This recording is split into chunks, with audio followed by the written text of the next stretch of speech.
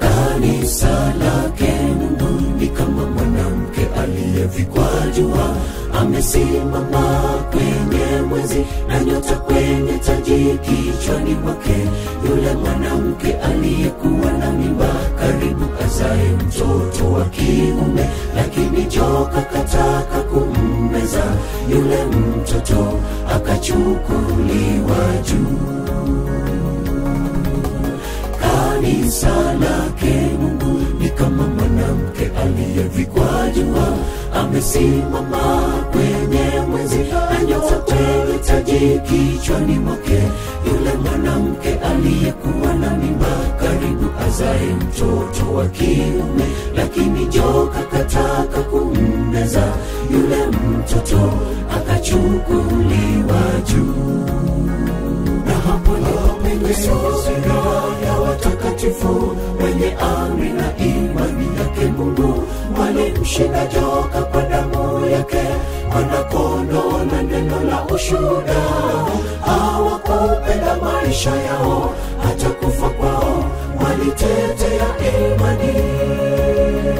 Na hapo ndipo penye sura ya watakatifu wenye amri na imani yake Mungu, walimshinda joka kwa damu yake, Mwana-Kondoo na neno la ushuhuda. Hawakupenda maisha yao hata kufa kwao, walitetea imani.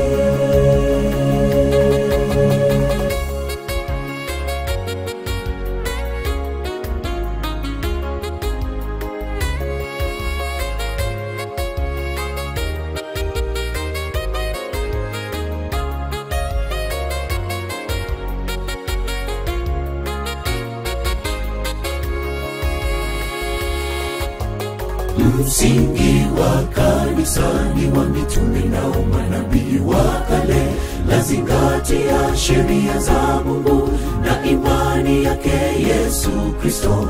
Aliachi Mungu kama mume wake, lafuata mafundisho yaliyo yake yote. Hata shetani alipige vita vipi, mwisho wa yote litatoka na ushindi. Msingi wa kanisa ni wa mitume na manabii wa kale, lazingatia sheria za Mungu na imani yake Yesu Kristo.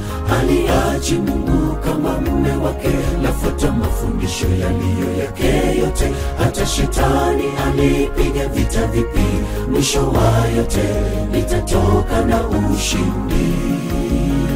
Na hapo ndipo penye sura ya watakatifu wenye amri na imani yake Mungu, walimshinda joka kwa damu yake, Mwana-Kondoo na neno la ushuhuda. Hawakupenda maisha yao hata kufa kwao, walitetea imani.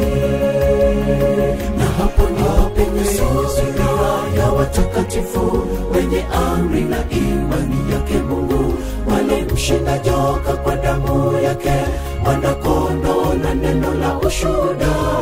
Hawakupenda maisha yao hata kufa kwao, walitetea imani.